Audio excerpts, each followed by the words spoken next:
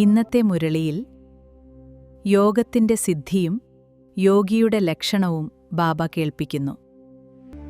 സ്വർഗത്തിന്റെ രചയിതാവായ ബാബയുടെ മധുര മഹാവാക്യങ്ങൾ കേൾക്കാം. ഓം ശാന്തി.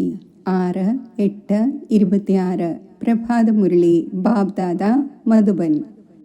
ബാബ പറയുന്നു, മധുരമായ കുട്ടികളെ, സ്വയം തന്നോട് പ്രതിജ്ഞ ചെയ്യൂ, എനിക്ക് വളരെയധികം മധുരമാകണം. എല്ലാവരെയും സുഖത്തിൻ്റെയും സ്നേഹത്തിൻ്റെയും ദൃഷ്ടിയോടെ നോക്കണം. ആരുടെയും നാമരൂപത്തിൽ കുടുങ്ങുവാൻ പാടില്ല. ചോദ്യം: യോഗത്തിൻ്റെ സിദ്ധി എന്താണ്? ഉറച്ച യോഗിയുടെ അടയാളം കേൾപ്പിക്കൂ. ഉത്തരം: എല്ലാ കർമ്മേന്ദ്രിയങ്ങളും തീർത്തും ശാന്തവും ശീതളവുമാവുക. ഇതാണ് യോഗത്തിൻ്റെ സിദ്ധി. ആരുടെ കർമ്മേന്ദ്രിയങ്ങൾ അല്പം പോലും ചഞ്ചലമാകുന്നില്ല, അംശം പോലും ഏതെങ്കിലും ദേഹധാരിയിൽ കണ്ണ് കുടുങ്ങുന്നില്ല, അവരാണ് ഉറച്ച യോഗികളായ കുട്ടികൾ. മധുരമായ കുട്ടികളെ, ഇപ്പോൾ നിങ്ങൾ യുവാക്കളല്ല, നിങ്ങളുടെ വാനപ്രസ്ഥ അവസ്ഥയാണ്. ഗീതം: ഉണരൂ പ്രിയതമകളെ, ഉണരൂ. ഓം ശാന്തി.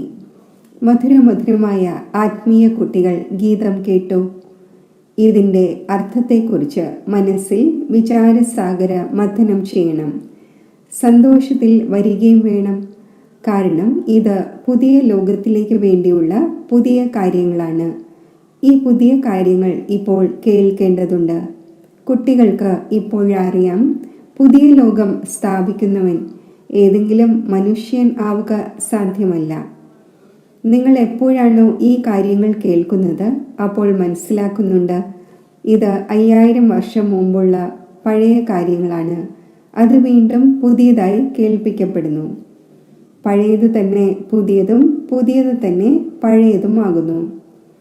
ഇപ്പോൾ നിങ്ങൾക്കറിയാം, 5000 വർഷം മുമ്പുള്ള അതേ കാര്യങ്ങൾ ബാബ പുതിയതായി കേൾപ്പിക്കുന്നു. കാര്യങ്ങൾ അതുതന്നെ. എന്തിനു വേണ്ടിയാണ് കേൾപ്പിക്കുന്നത്? പുതിയ ലോകത്തിൻ്റെ സമ്പത്ത് നേടുവാൻ. ഇതിൽ ജ്ഞാന ഡാൻസ് ചെയ്യേണ്ടതുണ്ട്. ഭക്തിയിലും വളരെയധികം ഡാൻസ് ചെയ്യുന്നു. 4 ഭാഗത്തും ചുറ്റിക്കറങ്ങി ഡാൻസ് ചെയ്യുന്നു. ജ്ഞാനത്തിൻ്റെ ഡാൻസ് ആണെങ്കിൽ തികച്ചും സഹജമാണ്.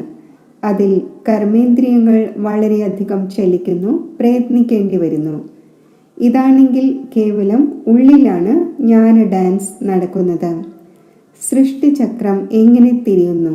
ആ നോളജ് ബുദ്ധിയിലുണ്ട്. ഇതിൽ ഒരു പ്രയാസവുമില്ല. ഓർമ്മയിൽ പ്രയത്നം തോന്നുന്നു. കുട്ടികൾ പലരും ഫെയിലായി പോകുന്നു, എവിടെയെങ്കിലുമൊക്കെ വീണു പോകുന്നു. ഏറ്റവും മുഖ്യമായ കാര്യമാണ് നാമരൂപങ്ങളിൽ കുടുങ്ങുവാൻ പാടില്ല. സ്ത്രീ പുരുഷന്മാർ കാമത്തിന് വശപ്പെട്ട് നാമരൂപത്തിൽ കുടുങ്ങുന്നല്ലോ. ക്രോധം നാമരൂപത്തിൽ കൊടുക്കുന്നില്ല. ആദ്യം ഇത് വളരെയധികം സൂക്ഷിക്കണം. ആരുടെയും നാമരൂപത്തിൽ കുടുങ്ങരുത്. സ്വയം ആത്മാവാണ് എന്ന് മനസ്സിലാക്കണം.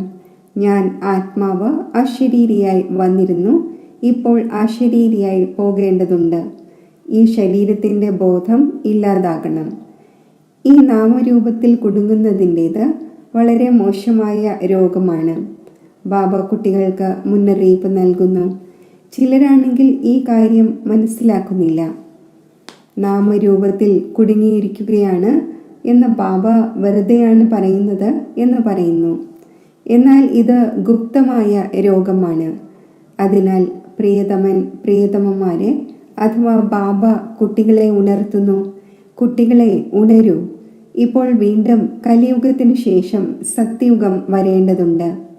ബാബ ജ്യോതി ജ്വലിപ്പിക്കാൻ വരുന്നു. മനുഷ്യൻ മരിക്കുമ്പോൾ അയാൾക്കായി ജ്യോതി ജ്വലിപ്പിക്കുന്നു. പിന്നെ ദീപം സംരക്ഷിക്കുന്നു, അണഞ്ഞു പോകാതിരിക്കാൻ. ആത്മാവിന് അന്ധകാരമുണ്ടാകരുത്. വാസ്തവത്തിൽ ഇതെല്ലാം ഭക്തിമാർഗത്തിലെ കാര്യങ്ങളാണ്. ആത്മാവ് സെക്കൻഡിൽ പോകുന്നു. ചിലരാണെങ്കിൽ ജ്യോതിയെയും ഭഗവാനായി കണക്കാക്കുന്നു. ബ്രഹ്മത്തെ വലിയ ജ്യോതിയായി പറയുന്നു. ബ്രഹ്മസമാജികളുടെ ക്ഷേത്രമുണ്ട്. അവിടെ രാവും പകലും ജ്യോതി തെളിയിക്കുന്നു. എത്ര ചിലവുണ്ടാക്കുന്നു! നെയ് വെറുതെ പോകുന്നു. ഇവിടെ യാതൊന്നും ഒഴിക്കേണ്ടതില്ല. ഓർമ്മ നെയ്യുടെ കാര്യം ചെയ്യുന്നു. ഓർമ്മയാകുന്ന നെയ്യ്. അപ്പോൾ മധുരമധുരമായ കുട്ടികൾ ഇത് മനസ്സിലാക്കുന്നു. പുതിയ കാര്യമായത് കാരണം തന്നെയാണ് വഴക്കുണ്ടാകുന്നത്. ബാബ പറയുന്നു, ഞാൻ വരുന്നു സ്വീറ്റ് ചിൽഡ്രൻ്റെ അടുക്കൽ. ഭാരതത്തിൽ തന്നെയാണ് വരുന്നത്. തൻ്റെ ജന്മദേശം എല്ലാവർക്കും പ്രിയമായി തോന്നുന്നുവല്ലോ. ബാബയ്ക്കാണെങ്കിൽ എല്ലാം പ്രിയമായി തോന്നുന്നു. എങ്കിലും തൻ്റെ ഭാരതദേശത്തിൽ തന്നെയാണ് ഞാൻ വരുന്നത്. ഗീതയിൽ അഥവാ കൃഷ്ണൻ്റെ നാമം ഇല്ലായിരുന്നുവെങ്കിൽ എല്ലാ മനുഷ്യരും ശിവബാബയെ അംഗീകരിച്ചേനെ. ശിവന്റെ ക്ഷേത്രത്തിൽ എത്ര പേരാണ് പോകുന്നത്? വലുതിലും വലിയ ക്ഷേത്രം സോമനാഥൻ്റേതാണ്. ഇപ്പോഴാണെങ്കിൽ എത്ര അനേകം ക്ഷേത്രങ്ങളുണ്ട്. പരിധിയില്ലാത്ത പിതാവിനെ എത്ര മാനിക്കുന്നുവോ അത്രയും കൃഷ്ണനെ എല്ലാവരും മാനിക്കുന്നില്ല. ഈ സമയം നിങ്ങൾക്ക് ഈ ഒന്നിനെ പോലെ പ്രിയമായ മറ്റൊരു വസ്തു ഇല്ല. ഇതിൽ സാകാരത്തിൻ്റെ മഹിമയൊന്നുമില്ല. ഇതാണെങ്കിൽ നിരാകാരൻ്റെ മഹിമയാണ്. ആ ഒന്ന് അഭോക്താവാണ്. പരിധിയില്ലാത്ത ബാബ സ്വർഗത്തിൻ്റെ രചയിതാവാണ്. അപ്പോൾ ആ ഒന്നിൽ നിന്നും സ്വർഗത്തിൻ്റെ സമ്പത്ത് നേടാനുള്ള പുരുഷാർത്ഥം ചെയ്യേണ്ടതാണല്ലോ. ഇന്ന് നാളെ എന്ന് പറഞ്ഞ് കാലൻ ഭക്ഷിക്കും. സമയം ബാക്കി കുറച്ചേ ഉള്ളൂ. ബാബയിൽ നിന്നും സമ്പത്ത് നേടിയെടുക്കൂ. ചോദ്യാവലിക്ക് ഉത്തരം എഴുതുമ്പോൾ ആ സമയത്ത് മനസ്സിലാക്കിച്ചു കൊടുക്കുകയും വേണം. അത് പരിധിയില്ലാത്ത ബാബയാണ് എന്ന നിശ്ചയം ഉണ്ടാക്കുന്നു എന്നിരിക്കെ ബാബയിൽ നിന്നും സമ്പത്ത് നേടുന്നതിൻ്റെ പുരുഷാർത്ഥം ചെയ്യൂ. ഇല്ലെങ്കിൽ പുറത്തു പോകുന്നതിലൂടെ ഉടൻ മറന്നു പോകും. ബാബയാണെങ്കിൽ മംഗളകാരിയാണല്ലോ. പറയുന്നു, ഈ യോഗത്തിലൂടെ തന്നെയാണ് നിങ്ങളുടെ എല്ലാ ദുഃഖവും 21 ജന്മത്തേക്ക് അകന്നു പോകേണ്ടത്. പെൺകുട്ടികൾ വീട്ടിലും മനസ്സിലാക്കിച്ചു കൊടുത്തുകൊണ്ടിരിക്കണം. ഇപ്പോൾ എല്ലാ ദുഃഖങ്ങളും അകറ്റുന്നവനായ പരിധിയില്ലാത്ത ബാബയെ ഓർമ്മിക്കുന്നതിലൂടെ തന്നെയാണ് തമോ പ്രധാനത്തിൽ നിന്നും സതോ പ്രധാനമായി മാറുന്നത്. തീർച്ചയായും പവിത്രമായിരിക്കേണ്ടി വരും. മുഖ്യമായ കാര്യമാണ് പവിത്രതയുടേത്. എത്രത്തോളം ഓർമ്മയിൽ കൂടുതലിരിക്കുമോ അപ്പോൾ ഇന്ദ്രിയങ്ങൾ ശാന്തമാകും. യോഗത്തിൻ്റെ സിദ്ധി പൂർണ്ണമായും ഉണ്ടാകാത്തത് വരെയും ഇന്ദ്രിയങ്ങളും ശാന്തമാകുന്നില്ല. ഓരോരുത്തരും തൻ്റെ പരിശോധന നടത്തണം. കാമവികാരം എന്നെ ചതിക്കുന്നില്ലല്ലോ. അഥവാ ഞാൻ ഉറച്ച യോഗിയാണ് എങ്കിൽ ഒരു ചഞ്ചലതയും ഉണ്ടാകുവാൻ പാടില്ലാത്തതാണ്. ഇത് വാനപ്രസ്ഥ അവസ്ഥ പോലെയാണ്. ബാബയെ തന്നെ ഓർമ്മിച്ചു കൊണ്ടിരിക്കണം. ബാബ എല്ലാ കുട്ടികൾക്കും മനസ്സിലാക്കിച്ചു തരുന്നു. നിങ്ങൾ നല്ല യോഗിയാകുമ്പോൾ എവിടെയും കണ്ണുകൾ കുടുങ്ങില്ല. അപ്പോൾ പിന്നെ നിങ്ങളുടെ ഇന്ദ്രിയങ്ങൾ ശാന്തമാകും. മുഖ്യമായും ഇതാണ് എല്ലാവരെയും ശ്രദ്ധിക്കുന്നത്. യോഗത്തിൽ നല്ല രീതിയിൽ അവസ്ഥ ഉറയ്ക്കുമ്പോൾ നമ്മൾ യുവ അവസ്ഥയിൽ തന്നെ വാനപ്രസ്ഥ അവസ്ഥയിലേക്ക് വന്നതുപോലെയാണ് എന്ന അനുഭവം ഉണ്ടാകും.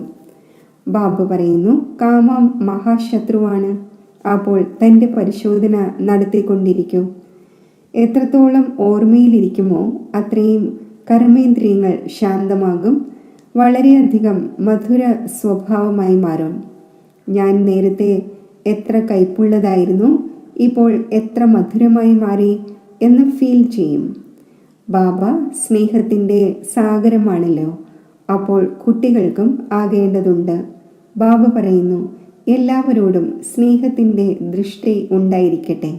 അഥവാ ആർക്കെങ്കിലും ദുഃഖം കൊടുക്കുകയാണ് എങ്കിൽ ദുഃഖിച്ചു മരിക്കും. അതിനാൽ വളരെയധികം മധുരമാകണം. ബാബ പറയുന്നു, ഞാൻ രൂപ് ബസന്ത് ആണല്ലോ. ബാബയിൽ നിന്നും എത്ര അമൂല്യ ജ്ഞാനരത്നങ്ങളാണ് ലഭിക്കുന്നത്. അതിലൂടെ നിങ്ങളുടെ സഞ്ചി നിറയുന്നു. അവർ പിന്നെ ശങ്കരൻ്റെ മുന്നിൽ പോയി സഞ്ചി നിറച്ചു തരൂ എന്ന് പറയുന്നു. ശങ്കർ അല്ല സഞ്ചി നിറയ്ക്കുന്നവൻ എന്നവർക്കറിയില്ല.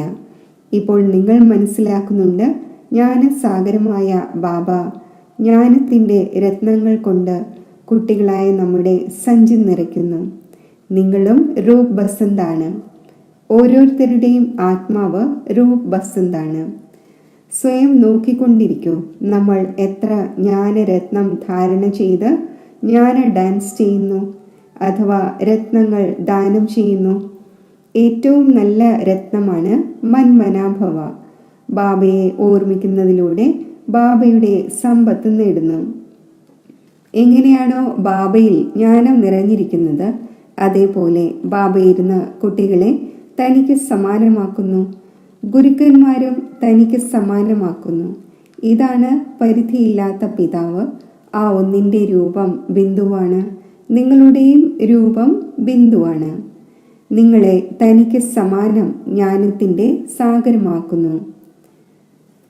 ധാരണ ചെയ്യുന്നതും ചെയ്യിക്കുന്നതും അനുസരിച്ച് അവർ മനസ്സിലാക്കും, നമ്മുടേത് ഉയർന്ന പദവിയാണ്. വളരെ പേരുടെ മംഗളം ചെയ്യുമെങ്കിൽ വളരെ പേരുടെ ആശീർവാദം ലഭിക്കും. ബാബയും ദിവസവും സർവീസ് ചെയ്യുമല്ലോ.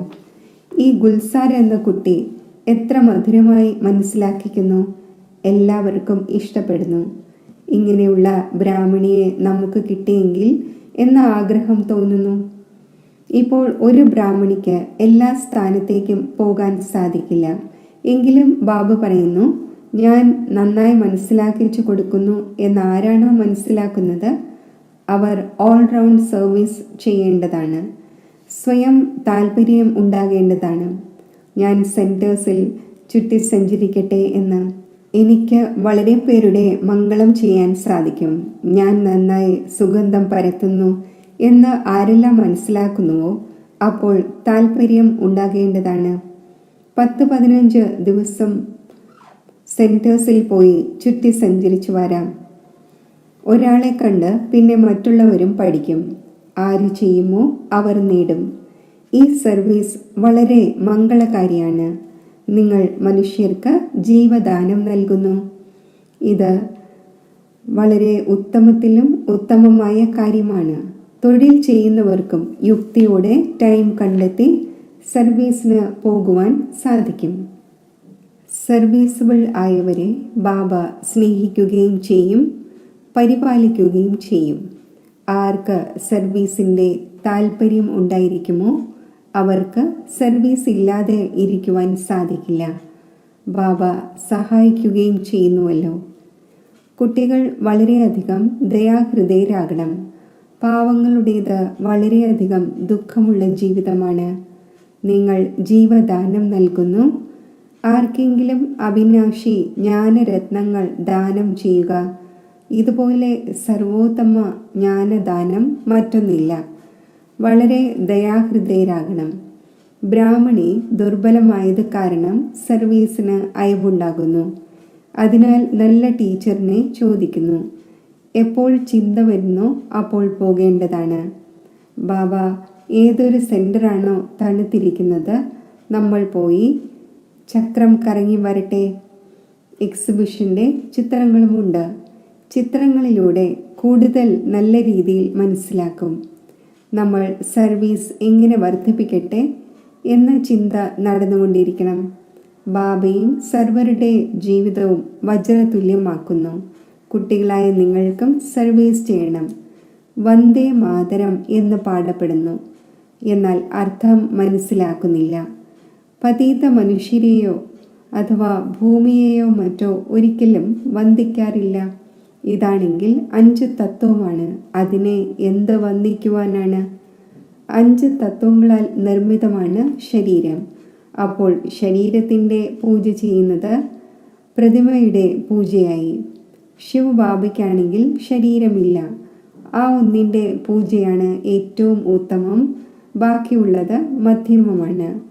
ഈ കാലത്താണെങ്കിൽ മനുഷ്യരെയും പൂജിച്ചുകൊണ്ടിരിക്കുന്നു. അവർ പതീതമാണ്. മഹാൻ ആത്മാക്കൾ ദേവതമാരാണ്. സന്യാസിമാരേക്കാൾ അവർ കൂടുതൽ പവിത്രമാണ്. ഇപ്പോൾ കുട്ടികളായ നിങ്ങൾക്കറിയാം, നമ്മൾ ദേവത ആയിക്കൊണ്ടിരിക്കുന്നു. ബാബ നമ്മളെ ഈ അവിനാശി ജ്ഞാനരത്നങ്ങൾ ദാനം ചെയ്യുവാൻ പഠിപ്പിക്കുന്നു. ഇതുപോലൊരു ഉയർന്ന ദാനം മറ്റൊന്നില്ല. ഒരു ബാബയെ തന്നെ ഓർമ്മിക്കണം. ശിവന്റെയും ലക്ഷ്മിനാരായണന്റെയും ചിത്രമുണ്ട്. ഓരോരുത്തരും തൻ്റെ വീട്ടിൽ വയ്ക്കൂ, എങ്കിൽ ഓർമ്മ നിലനിൽക്കും. ശിവബാബ നമ്മളെ ഈ ലക്ഷ്മി നാരായണൻ ആക്കുകയാണ്. ഈ സമയം നിങ്ങൾ ആയിക്കൊണ്ടിരിക്കുന്നു. സ്വർഗത്തിൻ്റെ രചയിതാവ് ശിവബാബ തന്നെയാണ്. സത്യയുഗത്തിലല്ല സമ്പത്ത് തരുന്നത്. ഈ അന്തിമ ജന്മത്തിൽ ശിവബാബ പറയുന്നു, എന്നെ ഓർമ്മിക്കൂ, എങ്കിൽ നിങ്ങൾ ഇതാകും. മറ്റെല്ലാ കാര്യങ്ങളും ഉപേക്ഷിച്ച് സർവീസ് തന്നെ സർവീസ്. ബാബയെ ഓർമ്മിച്ചുകൊണ്ടിരിക്കൂ. ഇതും വലിയ സർവീസ് ചെയ്യുന്നതാണ്. തത്വവും മറ്റുമെല്ലാം പാവനമായി മാറുന്നു. യോഗത്തിന് വളരെ വലിയ മഹിമയുണ്ട്. ലോകത്തിൽ യോഗാശ്രമങ്ങൾ വളരെയുണ്ട്. എന്നാൽ അതാണ് ശാരീരിക ഹഠയോഗം. നിങ്ങളുടേത് രാജയോഗമാണ്. ഇതിലൂടെ നിങ്ങളുടെ തോണി മറുതീരത്തെത്തുന്നു. ആ അനേകം പ്രകാരത്തിലുള്ള ഹഠയോഗത്തിലൂടെ ഏണിപ്പടി ഇറങ്ങി വന്നു. മുഖ്യമായ കാര്യമാണ് ഓർമ്മയുടേത്. നോക്കണം, നമ്മുടെ മനസ്സ് എവിടെയെങ്കിലും വികാരത്തിൻ്റെ നേർക്ക് പോകുന്നില്ലല്ലോ. വികാരിയെ തന്നെയാണ് പതീതം എന്ന് പറയുന്നത്, അതായത് കൗടിത്തുല്യം. വികാരത്തിൽ വീഴുന്നതിലൂടെ തൻ്റെ തന്നെ നഷ്ടമുണ്ടാക്കുന്നു. ആര് ചെയ്യുമോ അവർ നേടും. ബാബ കണ്ടാലും കണ്ടില്ലെങ്കിലും സ്വയം പരിശോധിക്കണം. ഞാൻ ബാബയുടെ സർവീസ് ചെയ്യുന്നുണ്ടോ? എന്നിൽ ഏതെങ്കിലും അവഗുണമില്ലല്ലോ. അഥവാ ഉണ്ടെങ്കിൽ മാറ്റേണ്ടതാണ്. തന്നിൽ നിന്നും അവഗുണങ്ങൾ മാറ്റുന്നതിനായി ബാബ വളരെയധികം മനസ്സിലാക്കിച്ചു തന്നുകൊണ്ടിരിക്കുന്നു. നിർഗുണം എന്നതിൻ്റെ അർത്ഥം ആരും മനസ്സിലാക്കുന്നില്ല. നിർഗുണ ബാലക സംഘത്തിന് എന്തു ചെയ്യാൻ സാധിക്കും? ആരിലാണോ ഒരു ഗുണവും ഇല്ലാതിരിക്കുന്നത്? അർത്ഥമില്ലാതെ തോന്നുന്നത് പറയുന്നു. അനേകം മതങ്ങളുണ്ടല്ലോ. നിങ്ങൾക്ക് ഏക മതം ലഭിക്കുന്നു, അതിലൂടെ നിങ്ങൾക്ക് അളവറ്റ സന്തോഷമുണ്ടായിരിക്കേണ്ടതാണ്. ബാബ കേവലം പറയുന്നു, എന്നെ ഓർമ്മിക്കൂ, കമലപുഷ്പ സമാനമാകൂ, മനസ്സാ വാച കർമ്മണ പവിത്രമാകൂ. കുട്ടികളായ നിങ്ങൾക്കറിയാം, നമ്മൾ ബ്രാഹ്മണർ ശ്രീമതനുസരിച്ച് തൻ്റെ തന്നെ ശരീരം, മനസ്സ്, ധനം കൊണ്ട് തൻ്റെയും മുഴുവൻ വിശ്വത്തിൻ്റെയും സേവനം ചെയ്തുകൊണ്ടിരിക്കുന്നു. ബാബ വരുന്നത് ഭാരതത്തിലാണല്ലോ. നിങ്ങൾ പാണ്ഡവർ ഭാരതത്തെ സ്വർഗമാക്കുന്നതിൻ്റെ സേവനം ചെയ്തുകൊണ്ടിരിക്കുന്നു. നിങ്ങൾ തൻ്റെ കാര്യം ചെയ്യുന്നു. ഒടുവിൽ വിജയം പാണ്ഡവരുടേത് തന്നെയാണ് ഉണ്ടാകേണ്ടത്. ഇതിൽ യുദ്ധത്തിൻ്റെ കാര്യമില്ല. നിങ്ങൾ ഡബിൾ നോൺ വയലൻസ് ആണ്. വികാരത്തിൽ പോകുന്നില്ല, വെടിവെക്കുന്നുമില്ല. വയലൻസിലൂടെ ആർക്കും വിശ്വത്തിൻ്റെ ചക്രവർത്തി പദം നേടാൻ സാധിക്കില്ല. ബാബ മനസ്സിലാക്കിച്ചു തന്നിട്ടുണ്ട്. അവർ രണ്ടുപേരും, അതായത് ക്രിസ്ത്യൻസ് അഥവാ പരസ്പരം ഒത്തുചേരുകയാണ് എങ്കിൽ വിശ്വത്തിൻ്റെ മേൽ രാജ്യം ഭരിക്കാൻ സാധിക്കും. എന്നാൽ ഡ്രാമയിൽ അങ്ങനെയില്ല. ക്രിസ്ത്യൻസ് തന്നെയാണ് കൃഷ്ണപുരിയെ വിഴുങ്ങിക്കളഞ്ഞത്. വാസ്തവത്തിൽ ഭാരതം കൃഷ്ണന്റെ തന്നെ പുരിയായിരുന്നല്ലോ. യുദ്ധം ചെയ്ത് ചക്രവർത്തി പദം നേടി വളരെയധികം ധനം കൊണ്ടുപോയി. ഇപ്പോൾ വീണ്ടും ധനം തിരികെ വന്നുകൊണ്ടിരിക്കുന്നു. പിന്നെ നിങ്ങൾ വിശ്വത്തിൻ്റെ അധികാരിയായി മാറുന്നു. ബാബ എത്ര യുക്തികൾ പറഞ്ഞു തരുന്നു. അവർ തന്നെയാണ് നിങ്ങളുടെ രാജ്യം തട്ടിയെടുത്തത്. പിന്നെ അവർ പരസ്പരം യുദ്ധം ചെയ്യുന്നു. നിങ്ങൾ വിശ്വത്തിൻ്റെ അധികാരിയായി മാറുന്നു. എത്ര വലിയ ചക്രവർത്തി പദവിയാണ്! കേവലം ഇതിലാണ് പ്രയത്നമുള്ളത്. ഓർമ്മിച്ചു കൊണ്ടിരിക്കൂ. തൻ്റെ സമ്പത്ത് നേടൂ. ഇതിൽ നിരാശമാകാൻ പാടില്ലാത്തതാണ്. ശരി, മധുരമധുരമായ സിഖിലതെ കുട്ടികൾക്ക് മാതാവും പിതാവുമായ ബാബ് ദാദയുടെ സ്നേഹസ്മരണകൾ. Good morning. ആത്മീയ അച്ഛൻ്റെ ആത്മീയ കുട്ടികൾക്ക് നമസ്തേ. ധാരണയ്ക്കുള്ള മുഖ്യസാരം: മറ്റെല്ലാ കാര്യങ്ങളും ഉപേക്ഷിച്ച് ജ്ഞാനം ദാനം ചെയ്യണം. രൂപ് ബസന്ത് ആകണം. തൻ്റെ അവഗുണങ്ങളെ മാറ്റുന്നതിനുള്ള പുരുഷാർത്ഥം ചെയ്യണം. മറ്റുള്ളവരെ നോക്കരുത്. തൻ്റെ സ്വഭാവം വളരെ മധുരമുള്ളതാക്കണം. സർവരിലും സ്നേഹത്തിൻ്റെ ദൃഷ്ടി വയ്ക്കണം. ആർക്കും ദുഃഖം കൊടുക്കരുത്. കർമ്മേന്ദ്രിയ ജീത് ആകണം. വരദാനം. സമ്പൂർണ്ണ സമർപ്പണത്തിൻ്റെ വിധിയിലൂടെ സർവഗുണ സമ്പന്നം ആകുന്നതിൻ്റെ പുരുഷാർത്ഥത്തിൽ സദാ വിജയിയായി ഭവിക്കട്ടെ. സമ്പൂർണ്ണ സമർപ്പണം എന്ന് പറയുന്നത് സങ്കല്പത്തിൽ പോലും ബോഡി കോൺഷ്യസ് ഇല്ലാത്തതിനെയാണ്. തൻ്റെ ദേഹത്തിൻ്റെ ബോധവും അർപ്പിക്കണം. ഞാൻ ഇന്നയാളാണ്. ഈ സങ്കല്പവും അർപ്പിച്ച് സമ്പൂർണ്ണ സമർപ്പണം ആകുന്നവരാണ് സർവഗുണങ്ങളിലും സമ്പന്നം ആകുന്നത്. അവരിൽ ഒരു ഗുണത്തിൻ്റെയും കുറവ് ഉണ്ടായിരിക്കില്ല. ആരാണോ സർവ സമർപ്പണം ചെയ്ത് സർവഗുണ സമ്പന്നവും സമ്പൂർണവും ആകുന്നതിൻ്റെ ലക്ഷ്യം വയ്ക്കുന്നത്, അങ്ങനെയുള്ള പുരുഷാർത്ഥികൾക്ക് ബാബ്ദാദ സദാ വിജയീ ഭവ എന്ന വരദാനം നൽകുന്നു. സ്ലോഗൻ. മനസ്സിനെ വശപ്പെടുത്തുന്നവർക്ക് തന്നെയാണ് മന്മനാഭവ ആയിരിക്കുവാൻ സാധിക്കുന്നത്. അവ്യക്ത സൂചന. അപവിത്രതയുടെ ബീജത്തെയും സമാപ്തമാക്കി സമ്പൂർണ്ണ സ്വച്ഛം അഥവാ പവിത്രം ആകൂ. പവിത്രതയുടെയും അപവിത്രതയുടെയും കാരണമാണ് സ്മൃതി. ഇത് ദേവിയാണ് എന്ന സ്മൃതി ഉണ്ടായിരിക്കുമ്പോൾ സ്മൃതി ദൃഷ്ടിയെയും വൃത്തിയെയും പവിത്രമാക്കി മാറ്റുന്നു. ഇത് ഫീമെയിലാണ് എന്ന സ്മൃതി ഉണ്ടായിരിക്കുമ്പോൾ ആ സ്മൃതി വൃത്തിയെയും ദൃഷ്ടിയെയും അപവിത്രതയുടെ ഭാഗത്തേക്ക് വലിക്കുന്നു.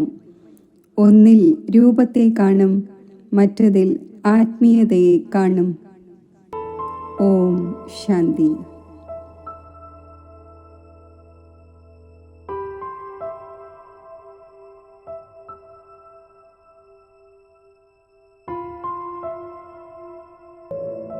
ഓം ശാന്തി.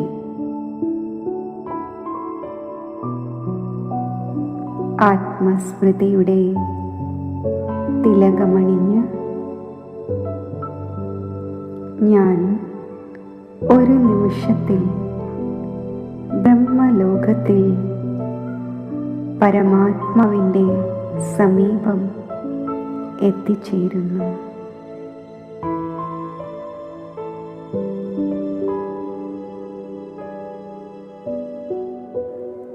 ശിവപരമാത്മാവിൻ്റെ തേജസ്വി കിരണങ്ങൾ ആത്മാവിൽ സ്പർശിക്കുന്നു.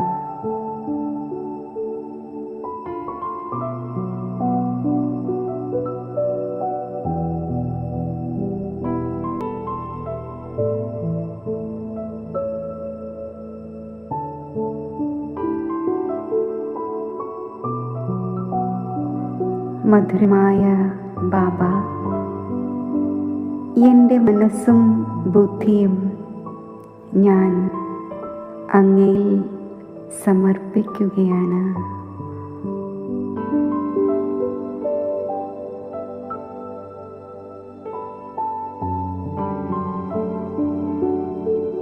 അങ്ങയുടെ സന്താനമായ ഞാൻ ഈ സമർപ്പണ ഭാവത്തോടെ അധികാരി സ്വരൂപത്തിൽ സ്ഥിതി ചെയ്യുമ്പോൾ സർവ ഈശ്വരീയ ഖജനാവുകളും എൻ്റെ ജന്മാവകാശമായി എനിക്ക് അനുഭവപ്പെടുന്നു.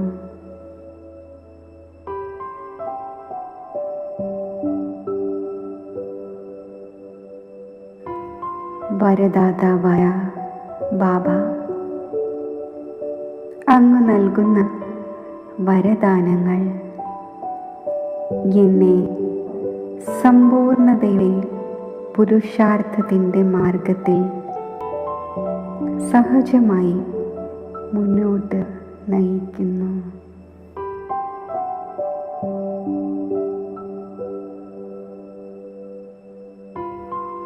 എൻ്റെ സുഹൃത്തായ ബാബ, അങ്ങ് എനിക്ക് നൽകുന്ന കൂട്ട് ആത്മീയ സുരക്ഷയുടെ ഛത്രഛായയ്ക്കുള്ളിൽ ജീവിക്കുന്ന അനുഭവം എന്നിൽ വരുത്തുന്നു.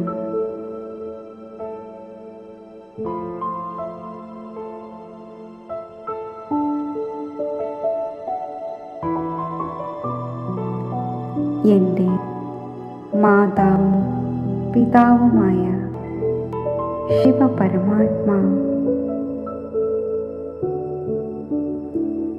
അങ്ങയുടെ ഓർമ്മയാകുന്ന മടിത്തട്ടിൽ ഇരിക്കുമ്പോൾ എനിക്ക് അലൗകിക സന്തോഷത്തിൻ്റെയും അതീന്ദ്രിയ സുഖത്തിൻ്റെയും ഊഞ്ഞാലിലാടുന്ന അനുഭവമുണ്ടാകുന്നു.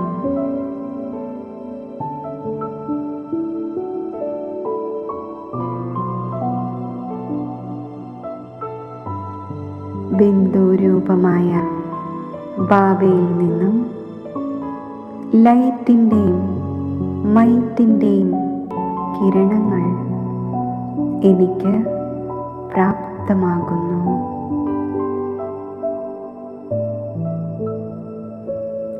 ഞാൻ ശക്തിശാലി ബിന്ദുരൂപസ്ഥിതിയിൽ സ്ഥിതി ചെയ്യുന്നു. ഈ ശക്തിശാലി സ്ഥിതിയിൽ എൻ്റെ അനേകം ജന്മങ്ങളിലെ പാപങ്ങൾ ഭസ്മമാകുന്നു.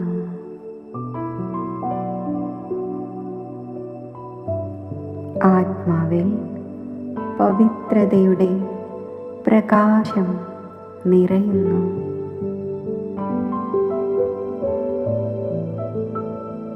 വിശ്വമംഗളകാരിയായ ബാബയോടൊപ്പം ഞാൻ കമ്പൈൻഡ് രൂപത്തിലിരുന്ന്